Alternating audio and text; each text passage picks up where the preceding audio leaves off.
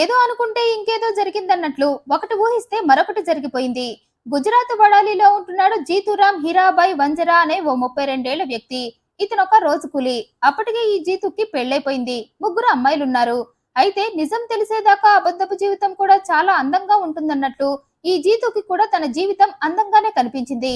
కానీ అది ఎప్పటి వరకు అంటే తన భార్యకు ఓ ప్రియుడున్నాడని తెలియనంత వరకే. ఆ నిజం తెలియనంత వరకు భార్యను దేవతలా చూశాడు.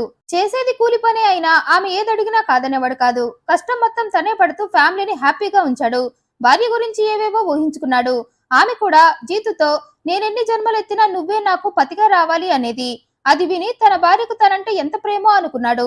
కానీ ఆ ప్రేమను పెళ్లికి ముందే మరొకరికి పంచిందని చాలా ఆలస్యంగా తెలుసుకున్నాడు జీతు. ఆ నిజం తెలిసేసరికి ముగ్గురు బిడ్డల తండ్రయ్యాడు. దీంతో ఆ నిజాన్ని కక్కలేక మింగలేక కంటి మీద కునుకు లేకుండా ఎన్నో కాళరాత్రులు గడిపేశాడు. ఓసారి భార్య తన పుట్టింటికి వెళ్ళొస్తా అని చాలా ప్రేమగా అడిగేసరికి జీతు సరే అని తనే దగ్గరుండి ఆమెను బస్సెక్కించాడు. 4 రోజులుండి పిల్లల్ని తీసుకొని రా అని చెప్పి పంపాడు. అయితే 4 రోజులు దాటినా ఆమె భర్త దగ్గరకు రాలేదు. దీంతో ఏం జరిగిందో తనెందుకు రాలేదో తెలుసుకుందామని భార్యకు ఫోన్ చేశాడు జీతు. అయితే భర్త ఫోన్ లిఫ్ట్ చేసి భార్య మరో 4 రోజులు ఉండి వస్తా అంది. అలా 4 రోజులు కాస్త 40 రోజులయ్యాయి. అయినా ఆమె భర్త దగ్గరికి రాలేదు. దీంతో జీతుకి ఏం అర్థం కాలేదు. నేనేమైనా నా భార్యని తెలియకుండా బాధ పెట్టానా? అందుకే ఆమె తన దగ్గరికి రావట్లేదా అని తనలో తనే బాధపడ్డాడు. ఆ విషయం భార్యను కూడా అడిగాడు. అయితే దానికి ఆమె అలాంటిదేం లేదు. మా ఊళ్ళో నాకు చాలా మంది పరిచయస్తులు ఫ్రెండ్స్ ఉన్నారు. చాలా కాలం తర్వాత మేమందరం కలిశాం. అందుకే వాళ్ళుండేదాకా ఉండి వస్తా అంది. అయితే మొదట జీతు ఆమె చెప్పిందంతా నమ్మేశాడు. కానీ చిన్నగా ఆలోచించగా ఫ్రెండ్స్ తో అన్ని రోజులు స్పెండ్ చేయడం ఏంటి? ఎవరైనా బాగా క్లోజ్ ఫ్రెండ్స్ అయితే మహా అయితే 2-3 రోజులు మాట్లాడుకుంటారు. కానీ నా భార్య ఏంటి ఇలా చెప్తుందనుకున్నాడు. ఎంత ఆలోచించినా భార్య చెప్పింది నమ్మాలి అనిపించలేదు జీతుకి. దీంతో తనే స్వయంగా రంగంలోకి దిగాడు.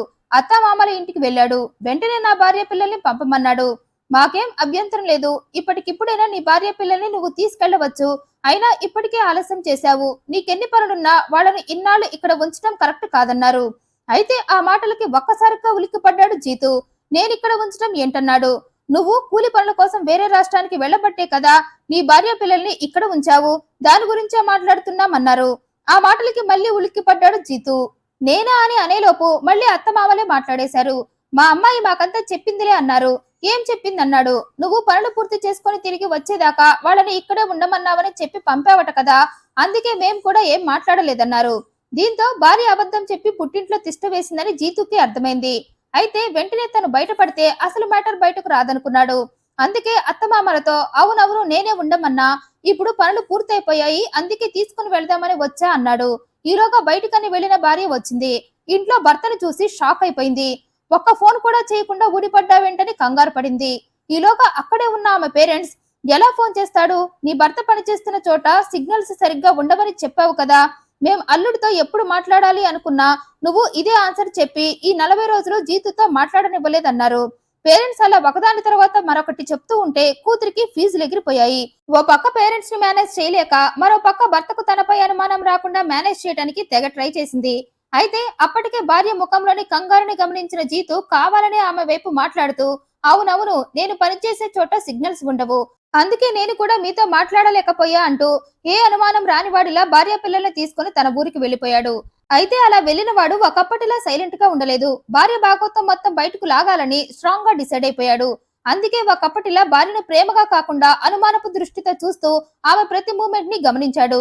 అప్పుడే తెలిసింది అతనికి తన భార్య రోజు పిల్లలు స్కూల్ నుండి ఇంటికి వచ్చే లోపే బయటికి వెళ్లి ఓ వ్యక్తిని కలుస్తుందని. దీంతో ఆ వ్యక్తి ఎవరా అని ఆరా తీశాడు.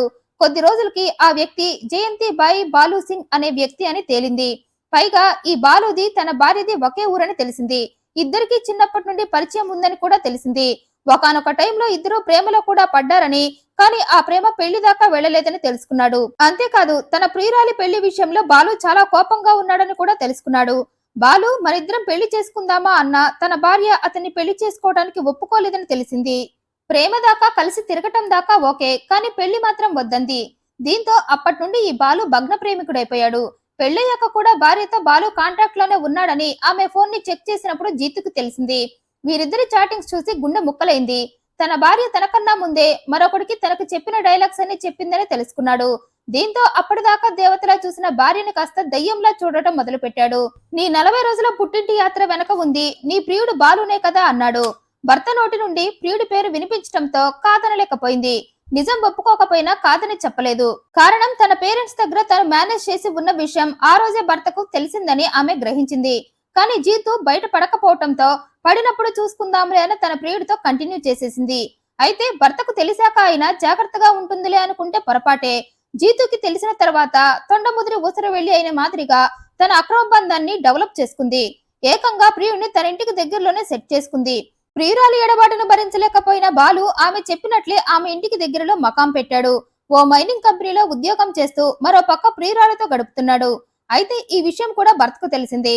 అయితే ఆల్రెడీ భార్యను ఓసారి హెచ్చరించినా ప్రయోజనం లేదని, ఆమె మారదని అర్థమయ్యి ఈసారి ఆమె ప్రియుడికి వార్నింగ్ ఇద్దామని అతనింటికి వెళ్ళాడు. మళ్ళీ నా భార్యతో మాట్లాడినా ఆమెను కలిసినా నిన్ను చంపటం ఖాయమని బెదిరించాడు.